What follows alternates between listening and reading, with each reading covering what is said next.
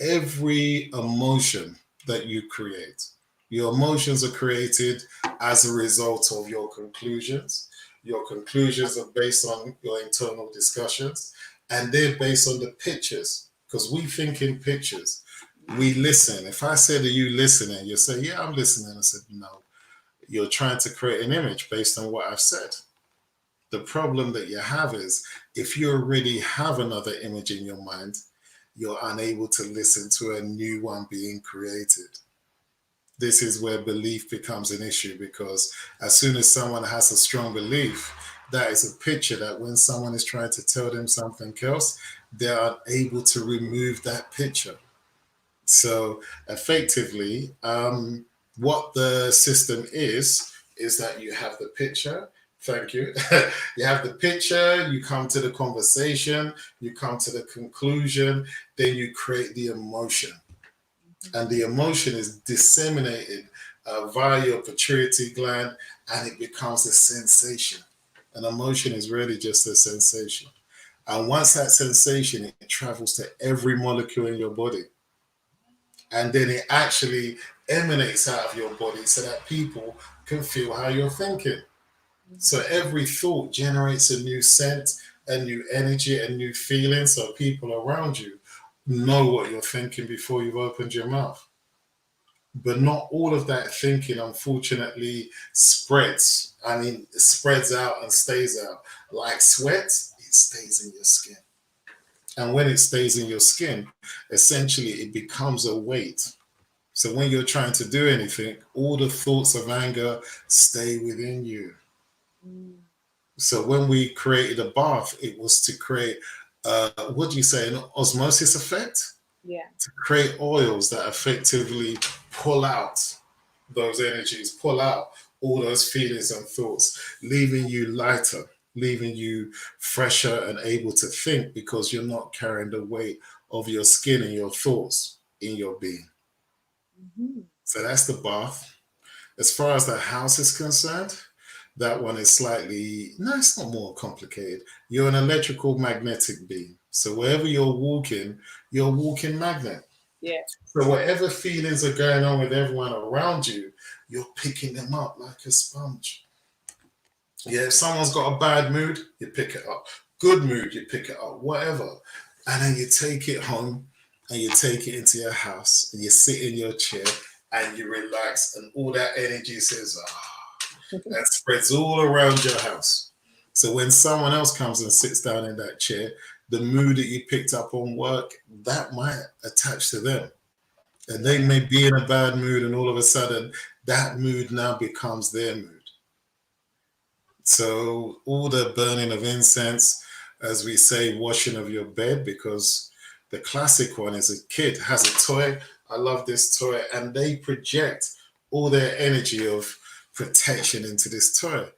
So when the toy is washed, you know straight away, oh my God, you give it back to the child. No, mommy, that doesn't feel.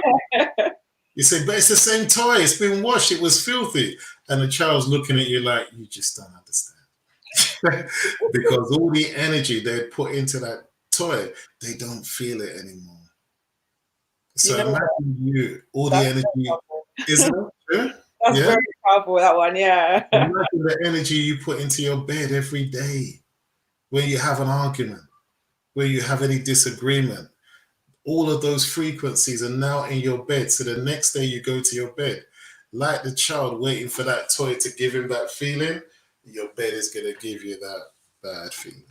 Yeah, so yeah, so therefore we create oils for that, for a multitude of things we wish you don't go through, but unfortunately most of us and people that get on this spiritual quest is to fix problems that no one seems to understand or wants to understand. Which leads me on to my next question. As you got another one? Okay. I know this is something that over the years for some time. And you're somebody who at one point was going down the initiation route, and then I'm going. Okay, you found that by doing the self work, you were able to achieve, very high levels of knowledge and acquiring internal wisdom. So I just wanted to allow you to speak on your thoughts for those who feel they may need to get initiated to get to a certain level of spiritual awareness?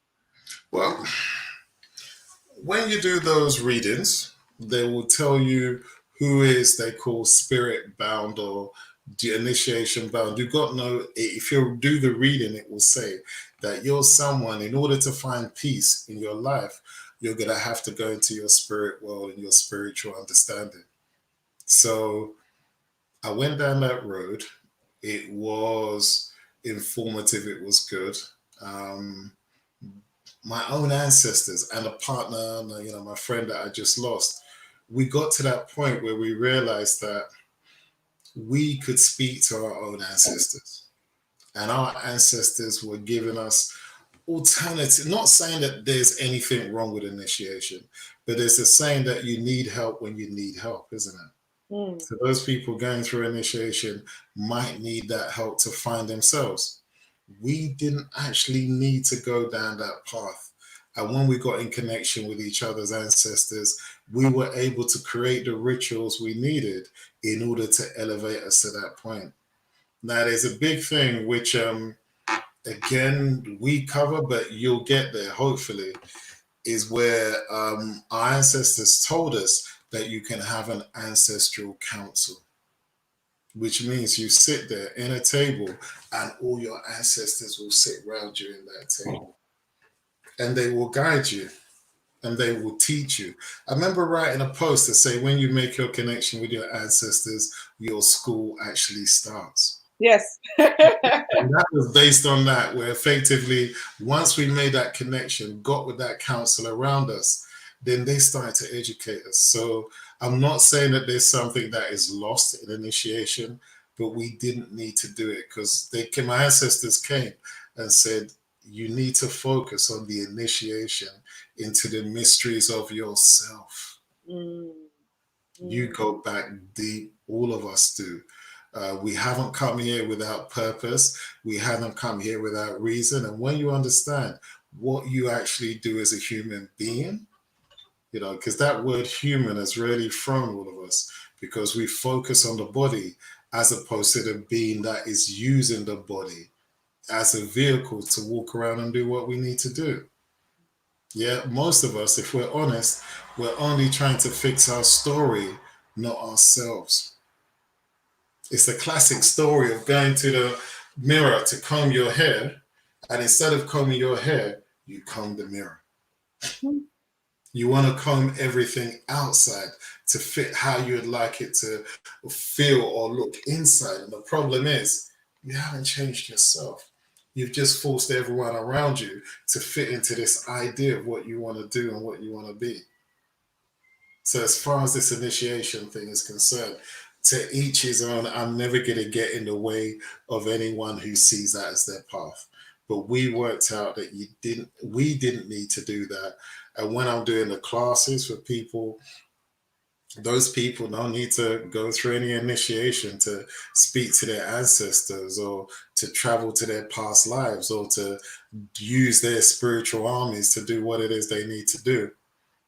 Yeah, they don't need any of that. It's all there within them. All I'm trying to do is wake up what you already have. I always say I'm not here to teach you. I'm just here to remind you of what you can actually do. Now that's wonderful. And we actually have someone who's asking about what you would recommend in terms of connecting with your ancestors. I mean, what would you say would be the most sort of easiest, simplest way for someone to start getting into that practice? It's really crazy because this is we do a, God, I hate the term reading, but we do a counseling session on our site where if you contact me via the email, we can go through it, where we connect you with your ancestors. So hopefully based on your mindset, when we say your mindset, you have to get out your own way. A lot of people are stuck in emotional prisons of their own creation. Yes. We go through that. But if that's the case, we'll get you to speak to them, see them, talk to them within an hour. Doesn't take long at all. And I know that sounds stupid, but because I've been teaching classes 4 or 5 years or what have you, we had to develop systems where we didn't have a whole years of initiation. We had an hour, had a 4-hour class, and we had to work out how you're going to get you to speak to your ancestors. So in truth, all you're really ever doing is identifying who you've been speaking to in your mind all along. Because you're only as wise as your inner counsel. You're only as wise as that voice inside your head that stops you from doing this or stops you from doing that. Some people are just not capable of some mendacities that other people are. Because when they're about to commit that, the voice pulls them up at the last minute and says, hold on, no, what are you going to get from doing that? What is your purpose? What is your end goal? Because you're going to end up with more problems than this emotional satisfaction is going to give you. Yeah? So we're in that situation where effectively, yeah, your ancestors have always been there. I know when people make this big thing about, oh, ancestral this, ancestral that, and it's so hard for me. I said, but who told you to even ask that question? And they're like, huh? But what do you mean? I said, you heard an internal voice in your head, yes? They said, it happens so fast. As we always say, you don't think, you ask. If someone gives you a question, you have that internal computer, that internal keyboard, that internal voice that asks the question in your head. And don't you wait for an answer? And then when you hear a voice give you that answer, that's what you repeat, hoping that the person says, yes, that's it. I don't know where that came from. Or you say, I've got nothing. Because ultimately you ask the internal question and no answer came up. Yeah, no one's trying to teach you to do anything here other than listen to yourself, trust yourself, and not trust fear that was educated on you, to you when you was a lad or lass. Mm-hmm. Imani Nassau has come and said, you're only as wise as your inner counsel. Wow, so powerful. So he's going back to your quote there, which that stood out to me too. I love the idea of what you said about being within your own counsel, your counsel of ancestors being there. I know you've mentioned this to me in the past, and I just think it's such a fantastic concept where you realize you do have this whole army around you.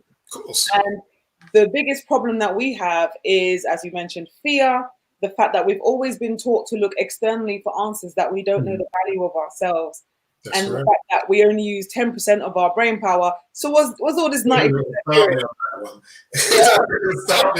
That 10% of what brain? The thing exactly. Is 10% of your programmed version of reality. Exactly. Yeah, to be fair, how does one put it? Our minds have been so conditioned.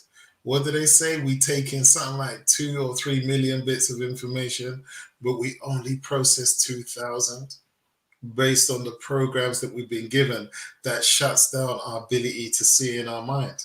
The fact is, you don't see with your eyes. You can't do 2 things at the same time. You can't see, hear, smell, taste, come to a conclusion with the picture that you see in your mind instantaneously. There has to be a breakdown.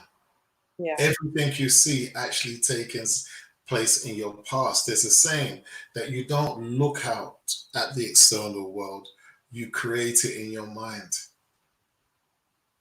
You're only ever looking at your creation. You're not looking at anything. If 2 people look at the same image and come up with 2 pictures, then were they looking at the same thing, or they had a different mind to create a different picture? There's so much more.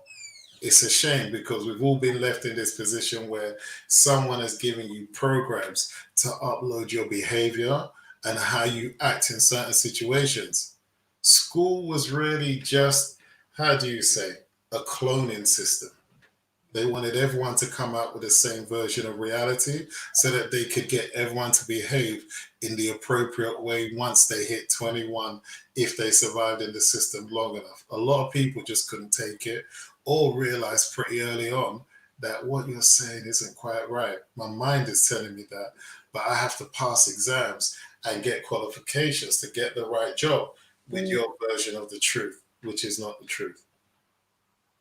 Yeah, definitely. Definitely. I'm just going through some of the questions. Someone said they want to know who exactly is speaking to them. Well, this is what we identify as which ancestor is the one that's actually speaking to you at this current time. Because effectively, um, the ancestor that will be near you be the one that can live in your vibration. High vibration lives in high vibration, low vibration lives in low vibration. So we identify pretty quickly which one is your guardian per se. That's an easier way to see it. Which ones are attached to you and which ones are there to guide you through. You see, we're born here, which means we started somewhere else.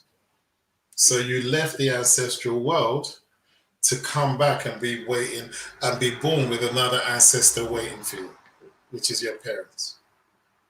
So literally all you're having is the transference of your consciousness from one dimension to another dimension. But all we find is the guardians that are the ones that have agreed to stay with you in this lifetime and guide you through as best they can. And once we understand that one, you'll find that those voices, thoughts, disagreeable feelings will shut down because those voices will not be able to have any audience in your mind. Your ancestors would have shut them down, and it's just you and them along your mirror journey. Ooh, okay. Sorry about this. I'm just trying to get some of the questions in here. It's okay. Oops.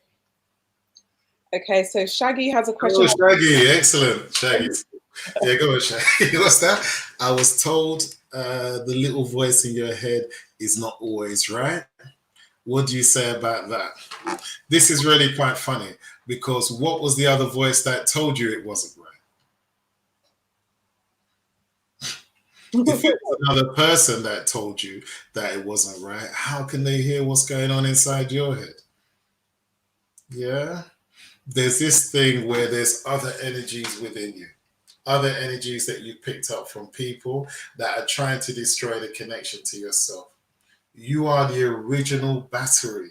You are the original life source. So all these other entities within you want to live off your power, but they have to keep you ignorant of yourself.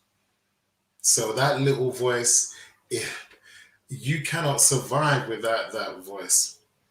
Yeah. I the classic one.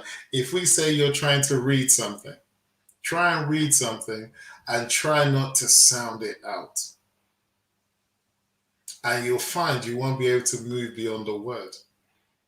Because what happens is you're actually, when you're reading, you're giving your voice. Your voice is creating the image inside your mind. Language was only created to generate images in your mind. So therefore, if you try to read without sounding out the word, you're stuck on that word because no picture can be created which you can then have a conversation with to evaluate what's taking place. So therefore, without that inner voice, you can't experience life. But others will tell you, oh no, you don't need that voice. Listen to our voice because we have an agenda for you and we want you to follow what we say to help our situation.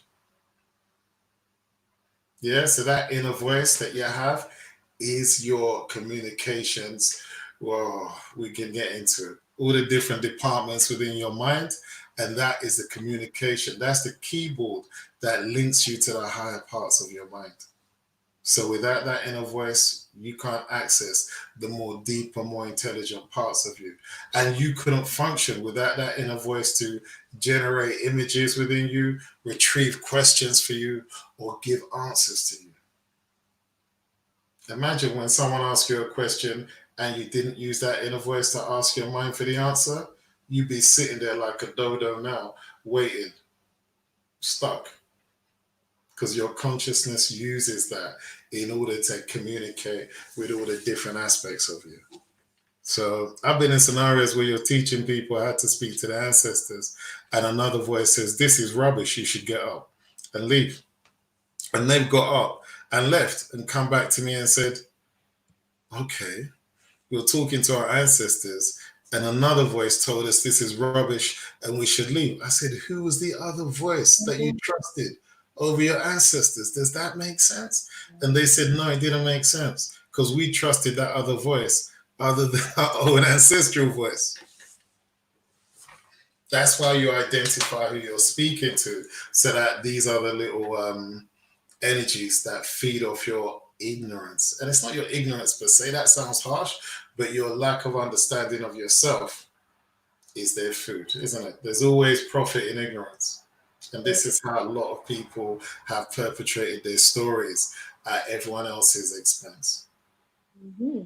Excellent response. We have a question from Darletta here. Mm-hmm. So what do you do if there's too many voices speaking to you and you cannot catch any voice clearly? Okay, the thing is, that is a common thing where, depending on how the voices have attached to you, because you have a scenario where your ancestors is competing with a lot of information.